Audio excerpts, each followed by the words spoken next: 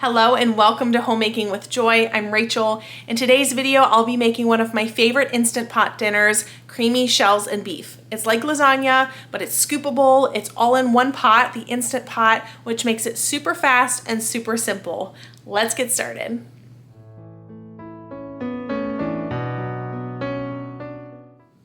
I grabbed all of my ingredients, so I am ready to get started. First in my Instant Pot, I'm going to turn it to the saute setting. I'll let that warm up a little bit and add some olive oil to the bottom. One of the things I like about the Instant Pot is that you can use it as a pressure cooker. You can use it, it's ready, as a slow cooker, or you can use it on the saute setting and it works just like a frying pan. So I'm going to heat up this oil and then add some onions. I'll saute the onions and then I will add the ground beef and cook that all together first. I had this pre-chopped in my fridge from something else, which makes it super convenient to add in here. How much? It says 1 medium onion, so as much onion as you like. I consider this a vegetable in our dinner, so it's the only way I get my kids to eat it. I like to add a little salt here too, help the onions sweat out some of their liquid and saute nicely.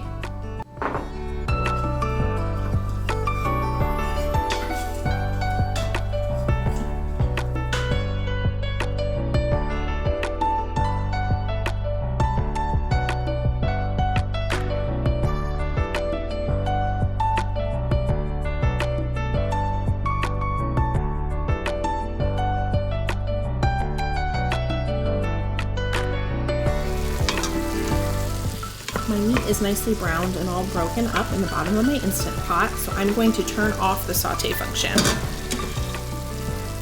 Cancel here at the bottom. And now I'm going to add some seasonings. The saute setting is turned off, and so now I'm going to add some spices to my meat.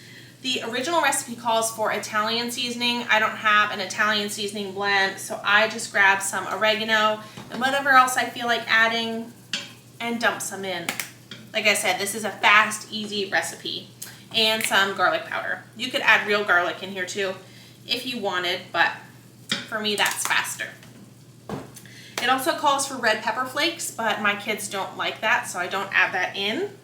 It also calls for tomato paste, just 1 tablespoon of tomato paste, but I never have 1 tablespoon of tomato paste on hand. I know you can do like the ice cube trays and stuff like that, but I just don't bother, and it has always turned out fine. So that's one of the things I do with recipes. If it has an ingredient or has something that I don't like or don't want, I just don't use it, and generally it works out just fine.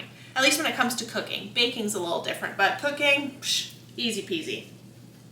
Okay, stir those in, and I'm looking at my recipe card down here to make sure I get everything correct. Then we are going to add the pasta. So here is an important part. We're going to pour the pasta on top of the meat. So I'm going to flatten out the meat on the bottom, put the pasta on top, and do not mix it. If your pasta is sitting on the bottom of the Instant Pot when it comes to pressure, it's likely to burn. So my meat is nice and flat. Clean off my spoon. And I'm using shells. The original recipe calls for shells. I have definitely used other pasta in a pinch, and it has worked out fine.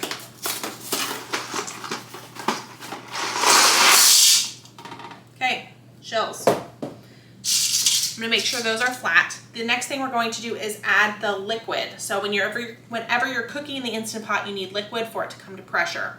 So we cook it in pasta sauce and water. It calls for 24 ounces of a pasta sauce, whichever kind you like. This is my home canned pasta sauce from last season. It's almost tomato season again, so we need to use these up. One other great tip is I purchased my store-bought pasta in glass jars. They sell it in a mason jar, in a 24-ounce mason jar. So all of the pasta sauce that I canned at home is actually reused pasta sauce jars from the store. So it's the perfect size, it's great, and I got more mason jars in my storage. It makes the price of the pasta sauce a little bit better too. So here's my pasta sauce. Open that. I'm gonna dump that in over my noodles. The The recipe also requires 3 cups of water.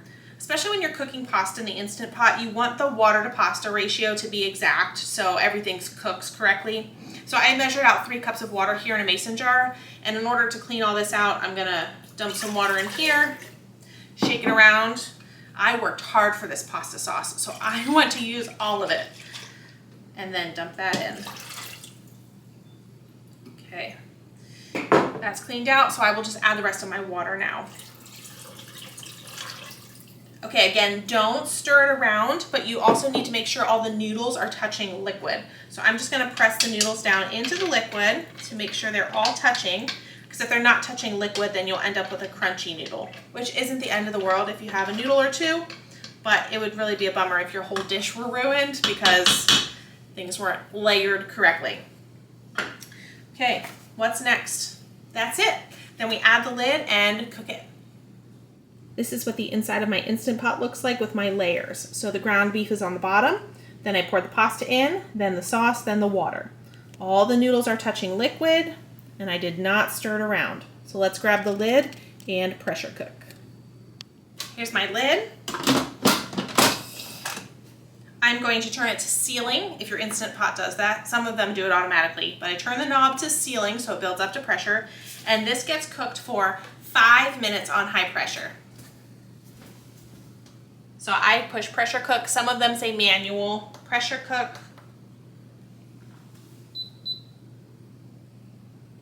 What? I'm having trouble with my outlets. Why won't they work?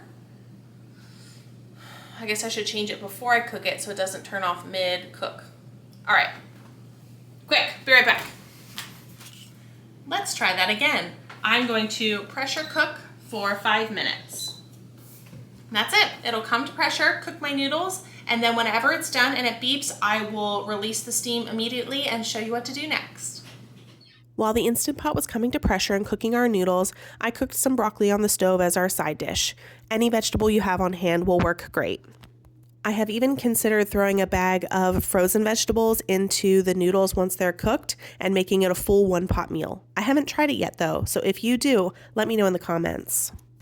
My Instant Pot just finished the cook cycle, as you can see on the front here, and we need to release the pressure. When cooking pasta in the Instant Pot, you always want to quick release it so you don't get mushy pasta.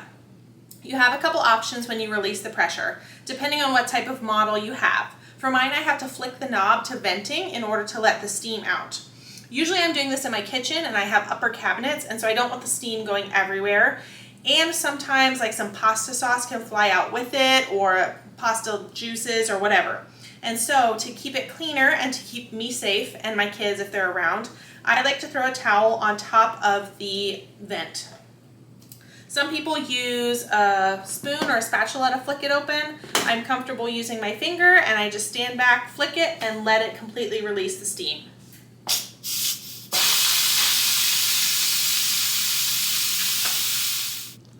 Everything's bubbling, the noodles are cooked. I'm going to stir it so we can get the ground beef from the bottom.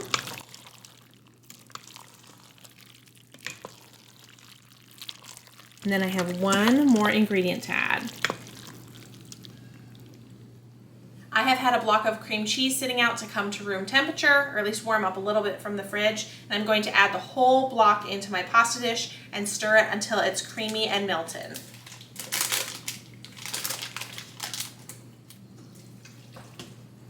You can cube it before you put it in the Instant Pot if you think that's more helpful. I just kind of chopped it up in here. Depends on how warm it is, or how room temperature, or how thawed, whatever word you want to use.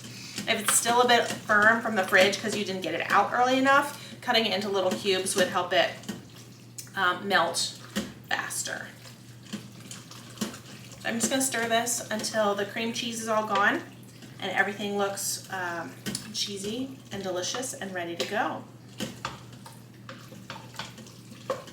My family always devours this meal when I make it. It is toddler approved. I hope you try it and enjoy it too. Thank you so much for watching, and I'll see you in the next video.